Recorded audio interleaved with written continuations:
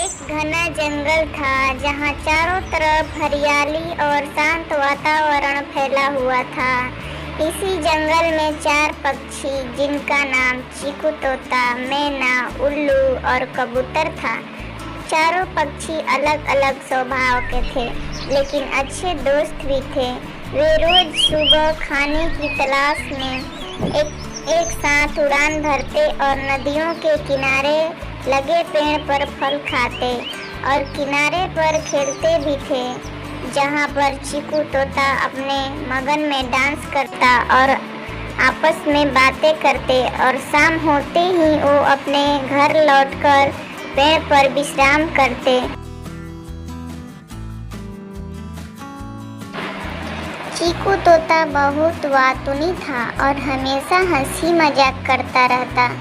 मैना बहुत बुद्धिमान और समझदार थी, जो हमेशा सभी को सलाह देती। कबूतर शांत स्वभाव का था और किसी भी झगड़े से दूर रहता। उल्लू सबसे चुपचाप और सोचने वाला पक्षी था, जो रात को जागता और दिन में सोता। एक दिन जंगल में शोर मचने जैसा लगा। लकड़हारे जंगल में पेड़ काटने आ रहे थे। सभी जानवर और पक्षी डर गए।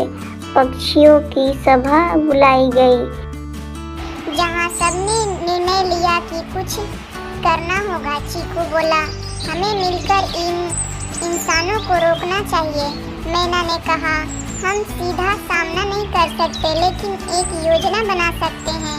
फिर मैना ने सुझाव दिया, हम सब मिलकर इंसानों को यह महसूस कराएंगे कि जंगल की आत्मा जाग चुकी है। सभी ने हैरानी से उसकी ओर देखा। मैना बोली, हम रात में अजीब अजीब आवाजें करेंगे, पेड़ों के पत्ते हिलाएंगे और उन्हें डराने की कोशिश करेंगे। उल्लू ने कहा, मैं रात को उड़ सकता हूँ, मैं पेड़ों के पास जाकर डरावनी आवाजें निकालूंगा। कबूतर ने कहा, मैं झुंड बना के ऊपर उड़ूंगा और इंसानों के सिर पर गोते लगाऊंगा। चीकू तोता बोला, और मैं सब पर नजर रखूंगा और अगर कुछ ज्यादा खतरा हुआ तो सबको तुरंत सूचना दूंगा। रात हुई और चारों पक्षियों ने अपनी योजना पर काम शुरू कर दिया। उल्लू ने डरावनी आवाजें निकाली, मैना ने अपने दोस्तों के साथ मिलकर झाड़ियों में हरकतें की और कबूतरों का झुंड आकाश में मंडराता रहा। इंसान डर गए और उन्हें लगा जंगल में कोई रहस्यमयी शक्ति है।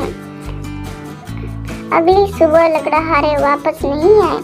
सभी जानवरों और पक्षियों ने राहत की सांस ली।